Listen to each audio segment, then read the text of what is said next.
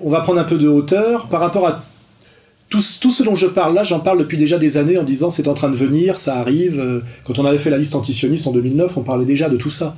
Hein. Mon combat, c'était la lutte, pour ceux qu'on lui met livre, contre les communautarismes.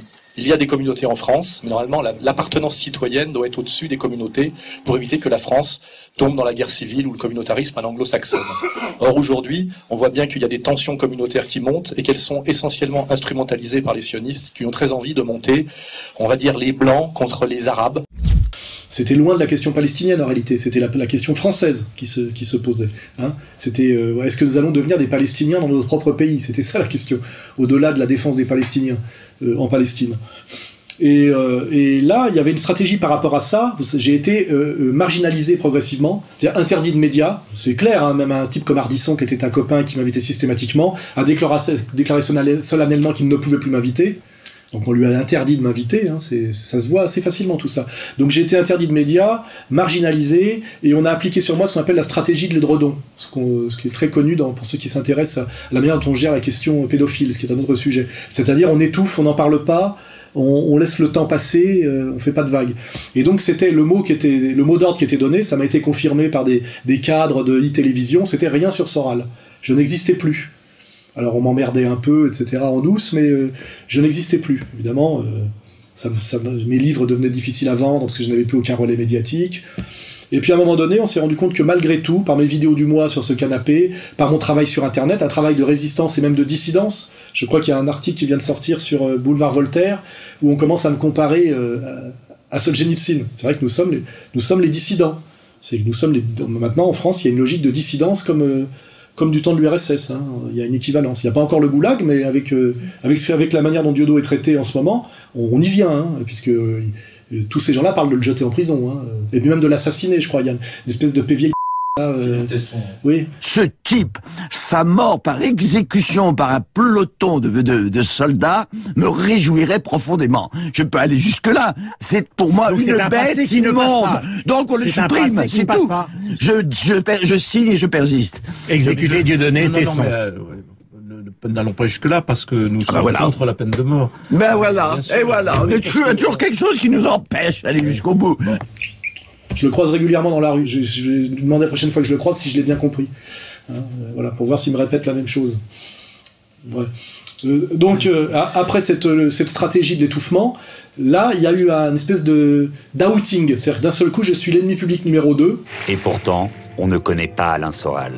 Raciste ou journaliste, sociologue ou nationaliste, antisémite ou marxiste, Alain Soral brouille les pistes. Nous disons la vérité, c'est une certitude et on est les seuls à le dire.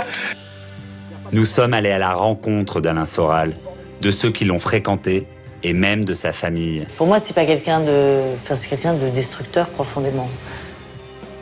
Autopsie d'un idéologue extrémiste. Oui, alors là, d'un seul coup, j'ai droit à des portraits à la télévision, donc il y a eu le portrait Canal+. J'ai eu droit à un long article dans l'Express. Alain Soral, ennemi public numéro 2. Il est moins visible que son ami Dieudonné, mais pas moins choquant. Qui est vraiment le théoricien qui séduit fachos et barbus? Un long article dans le Nouvel Obs, je crois. Pilier du système Dieudonné, antisémite et fier de l'être, Alain Soral bénéficie d'une renommée vénéneuse sur le web et dans les médias. Enquête. Et donc, la méthode des médias, c'est de ne jamais me donner la parole directement. Si on veut savoir qui je suis, pourquoi ne pas m'interviewer moi? C'était un agitateur d'idées. Il surfait quand même avec la limite. Vous le saviez en l'invitant. Il était toujours sur la ligne jaune, mais jamais nous l'aurions invité s'il avait tenu le discours qu'il tient aujourd'hui. Il avait déjà des idées agressives. Il exprimait beaucoup d'idées anti-Israël et anti-arabe, les deux en même temps. Donc on va interviewer tous les gens qui pourraient dire du mal de moi, des gens qui ont même intérêt à en dire, comme ma sœur qui malheureusement est prise en otage. Actrice, Agnès Soral est une star dans les années 80. Un film référence, Ciao Pantin. C'est elle qui introduit son frère dans le Paris branché. On était un peu des petits mondains, on faisait des happenings. On a vraiment côtoyé tout le monde. On était au Palace, au bain-douche, à tous les endroits où il y avait tout le monde. Si elle veut pouvoir travailler encore dans le show business, je vous dis pas la domination communautaire qu'il y a sur ce secteur, effectivement, être ma sœur est sans doute un handicap et il faut qu'elle donne des gages. Est-ce que vous considérez qu'il est antisémite, votre frère? S'il l'est pas, dis donc, hein? Une haine que sa sœur rejette aujourd'hui, publiquement. J'aime mon frère malgré moi, c'est celui à qui j'ai tenu la main quand j'étais petite. Je suis sa petite sœur, c'est vachement dur, quoi. Agnès Soral n'a pas revu son frère depuis qu'il a définitivement coupé les ponts. J'ai besoin de me recréer pour ne pas devenir le monstre que tout le monde pensait que je deviendrais. Je suis désolée de dire, Alain, t'es devenu le monstre qu'on craignait que tu deviendrais. Hein. Et effectivement, bon, on peut comprendre, quoi. Mais alors, on va chercher des gens que j'ai pas vus depuis 30 ans, etc., pour faire une espèce de psychanalyse de bazar d'Alain Soral, où on dit Alain Soral serait antisioniste ou pro-palestinien, non pas parce qu'il étudie de manière sérieuse et objective l'histoire de la Palestine occupée depuis 1948, ça suffit amplement pour être pro-palestinien, quand on est un humaniste antiraciste, un républicain authentique, un homme de gauche, comme je le suis, en réalité, puisque c'est de là que je viens, hein, c'est indéniable, c'est vérifiable. Alors d'un seul coup, c'est de la psychanalyse. C'est parce que j'ai été battu par mon père. C'est vrai qu'il a subi l'humiliation, il a subi la punition par mon père. Parce que, enfin, des trucs délirants. Donc on est dans la... il a souffert. Mais on ne va jamais sur le sérieux, c'est-à-dire, effectivement, quid du dîner du CRIF, que j'ai souffert dans mon enfance, c'est une chose, mais ça ne change rien à la pertinence de mon analyse sur la toute-puissance du CRIF, démontrée par ce qui se joue, ce qui se dit, ce qui se passe au dîner annuel du CRIF. Le gouvernement, et vous l'avez rappelé, Monsieur le Président, est d'une intransigeance absolue contre les actes antisémites. Vous avez évoqué, Monsieur le Président, comme l'a dit le Président, je retiens, Monsieur le Président, ce que vous nous avez proposé. Donc on a voilà cette espèce de psychanalyse de bazar de Monsieur Soral. Alors Dieudonné lui ferait tout ce qu'il fait parce qu'il aime l'argent et qu'il serait bête. Et puis moi je fais ce que je fais parce que je suis un enfant battu et parce que je sais plus trop, enfin la psychanalyse quoi. Et aussi parce que je ferais ça pour être connu. Un jour mon frère m'a dit quand tu seras morte, personne saura qui tu es, moi je serai dans le dictionnaire. Sur quoi je lui ai répondu super. Marc-Édouard Nab se souvient très bien d'Alain Soral. Quand il était avec nous et qu'on le mettait en bout de table pour qu'il fasse le clown, c'était comme un bouffon. À cette période-là, il s'intéresse à vous et à votre galaxie. Parce que moi, je sens le souffre réellement. J'ai 20 ans derrière moi quand on se rencontre, 25 ans de lutte. Contre les médias, contre ceux qui justement défendent Israël et donc ont voulu me faire payer mes débordements, comme on dit à apostrophe. Il y en a eu beaucoup d'autres petits merdeux qui ont voulu être Nab à la place de Nab. Hein. Vous en avez plein, hein, je vous les citerai une autre fois. Mais lui, il voulait absolument en être. C'est-à-dire qu'aujourd'hui, si vous voulez réussir en tant que publiciste, c'est comme ça que ça s'appelle, ou homme public, il faut être antisémite. C'est sûr que c'est le meilleur moyen d'avoir de la promo. C'est bien connu. Je fais ça par arrivisme, pour gagner de l'argent. C'est sûr que les 12 procès que j'ai en ce moment, d'un montant de pratiquement 300 000 €, les agressions physiques répétées, est interdit dans les médias, comparé à Adolf Hitler, c'est censé m'aider, effectivement, à être au firmament et au pinacle du panthéon médiatico-culturel. Vous voyez ? Aujourd'hui, Alain Soral semble n'avoir d'autre passion que lui-même. Chaque semaine ou presque, il s'installe sur son canapé, face caméra. Filmé par un intervieweur invisible qui lui donne du président, il jouit de ses abjectes et incessantes transgressions. Donc bon voilà, on est dans des trucs grotesques, dont l'effet pratique est de me faire connaître à un plus large public, parce qu'en fait, à part ceux qui gobent tout au premier degré, qui sont de moins en moins nombreux, les gens se disent tiens, qui est ce Soral dont on dit tant de mal ?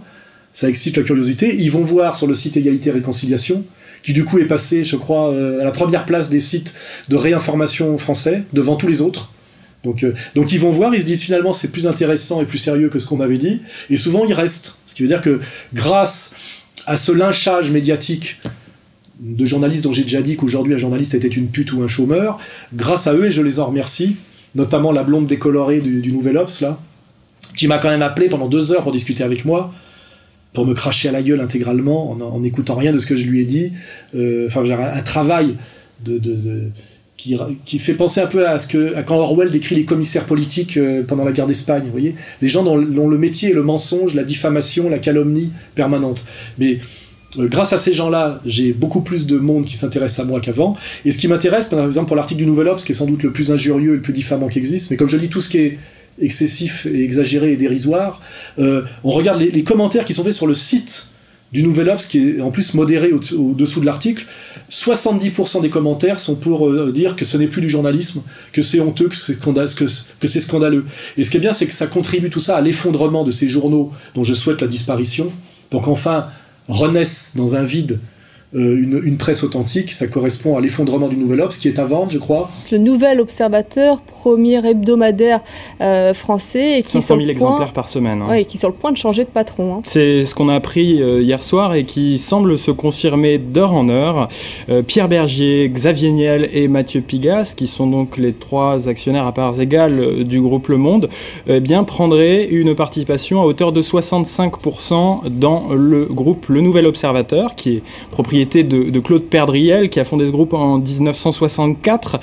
Ou de même de Marianne, que j'appelais Myriam, mais que l'autre appelle Marane, et qui est à vendre aussi pas cher, 5 millions d'euros. Moi, Dieudonné, on pourrait les racheter. D'ailleurs, j'envoie un petit message au Front National. À la limite, le Front National a les moyens, s'ils veulent avoir un journal, racheter Marianne, puisqu'à la limite, au moins, Marine Le Pen incarne Marianne, on va dire. Hein. C'est vrai, parfois jusqu'à l'excès, dans son républicanisme et dans son jacobinisme, quelque part. Mais à la limite, j'incite le Front National à racheter Marianne, puisque tout est à vendre en ce moment. Voilà. Donc, je suis diffamé de manière tellement vulgaire, grotesque et excessive. Ça incite les gens à s'intéresser à moi, ça fait monter mes statistiques et mes ventes. Ça doit agacer beaucoup. Hein. Comprendre l'Empire, alors qu'il est sorti il y a plus de 2 ans, et repassé dans la liste des meilleures ventes de Amazon. Je rappelle, c'est un livre qui n'a jamais été attaqué et qui est inattaquable. Hein, et que ceux qui veulent savoir qui est Alain Soral, je le répète, j'ai publié 13 livres depuis 1984. On peut dire que dans ces vidéos, il peut y avoir un peu d'imprécision, de digression, d'humour, etc., puisque c'est de l'impro.